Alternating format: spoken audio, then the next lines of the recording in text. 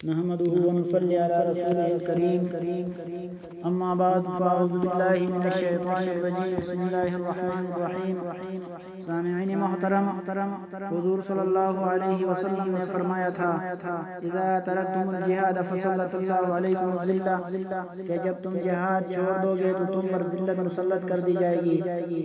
آج کافر جیسے چاہے مسلمانوں کو تشدد و بربریت کا نشانہ بنا لیتے ہیں، جب چاہتے ہیں علماء کو قتل کر دیتے ہیں، اور آئے دن ہمارے علماء، طلباء اور دینی مدارس والوں کو دھمکیاں دی جا رہی ہے۔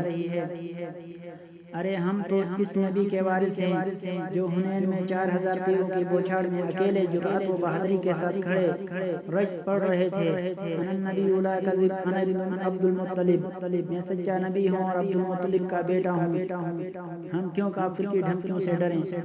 آج یہودی ہم پر شیر ہو گئے ہیں اور مسلمانوں کا وجود ختم کرنے کے لیے پلان بنا رہے ہیں، اور مسلمانوں کے وجود تک ختم کرنے کے لیے پلان بنا رہے ہیں، اور ہر طرف سے مسلمانوں کی چیخ و پکار ہے، کوئی سننے والا نہیں ہے۔ ہر طرف سے بچے رو رہے ہیں، بوڑھے رو رہے ہیں، عورتیں رو رہی ہیں، اور آوازیں آ رہی ہے، مسلمانوں آ جاؤ، ہمیں کافروں کے ظلم سے نجات دلاؤ، مسلمانوں آ جاؤ، تم کہاں ہو؟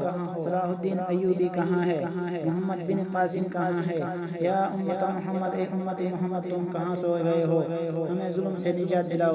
لیکن کوئی پوچھنے والا نہیں ہے، کوئی آواز اٹھانے والا نہیں ہے۔ ایک زمانہ وہ تھا جب بنو قینقاع کی ایک مسلمان خاتون کی عزت کا مسئلہ تھا۔ نبی اکرم صلی اللہ علیہ وسلم پورے لشکر کو لے کر پہنچ گئے۔ ایک حضرت عثمان غنی رضی اللہ تعالیٰ عنہ کے خون کا مسئلہ تھا۔ 1400 صحابہ رضی اللہ تعالیٰ عنہ سے موت پر بیعت لے رہے ہیں۔ ہم اپنے آپ کو نبی صلی اللہ علیہ وسلم کا وارث کہتے ہیں، جبکہ آج کروڑوں مسلمانوں کی جانوں کا مسئلہ ہے، ایمان کا مسئلہ بھی ہے۔ ہزاروں مسلمان مرتد ہو رہے ہیں، مسلمان ذبح کیا جا رہا ہے، مسلمانوں کے بچے ذبح کیے جا رہے ہیں، مسلمانوں کی عورتوں کی عزت لیلام کی جا رہی ہے، بوڑھے ذبح کیے جا رہے ہیں، کافر مسلمانوں کے سر سے فٹ بال کھیل رہے ہیں۔ جناب نبی کریم صلی اللہ علیہ وسلم کی ختم نبوت پر ڈھاکے پڑ رہے ہیں۔ قرآن کو نعوذ باللہ استنجا کے لیے کافر استعمال کر رہے ہیں، اور ہم اپنی ذات سے باہر نکلنے کو تیار نہیں۔ کس منہ سے ہم اپنے آپ کو دیندار سمجھتے ہیں؟ کس منہ سے ہم آپ کو دین کا طالب علم اور نبی کا وارث کہتے ہیں؟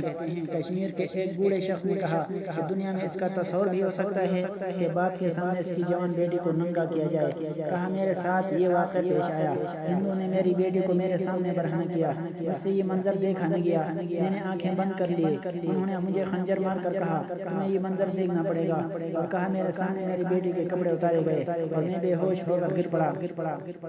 اگر ماؤں بہنوں کی عزت لوٹنے پر بھی ہم پر جنبش تک نہ ہوئی، آج برما میں کیا ہو رہا ہے؟ مسلمانوں کو، بچوں کو، بوڑھوں کو، عورتوں کو ننگا کر کے ذبح کیا جا رہا ہے، جسم کو ایک ایک کر کے عضو تک کاٹے جا رہے ہیں، ہڈیاں کاٹی جا رہی ہے، کھال نوچے جا رہے ہیں۔ اگر قرآن کو جلائے جانے پر بھی ہم حرکت میں نہیں آئے تو پھر ان قرآنی احکامات پر کب عمل ہوگا؟ نبی کریم صلی اللہ علیہ وسلم کے طریقے کو کب اختیار کریں گے؟ اور قرآن مجید میں قتال اور جہاد کی آیتیں جن کو ہم روزانہ تلاوت کرتے ہیں کس دین کے لیے نازل ہوئے ہیں؟ اور اگر ہم ان حالات کے بعد بھی جہاد کو اختیار نہیں کرتے تو ہمارا یہ علم کب کام آئے گا؟ ہمارا یہ دین کس کام آئے گا؟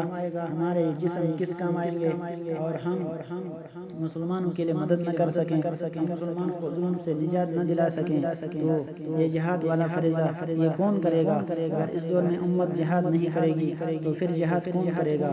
اللہ تعالی ہمیں قرآن کی جہاد والے آیات پر عمل کرنے کی توفیق عطا فرمائے، اور سارے امت مسلموں کو کافروں کے ظلم سے نجات دلائے۔ وما علینا الا البلاغ۔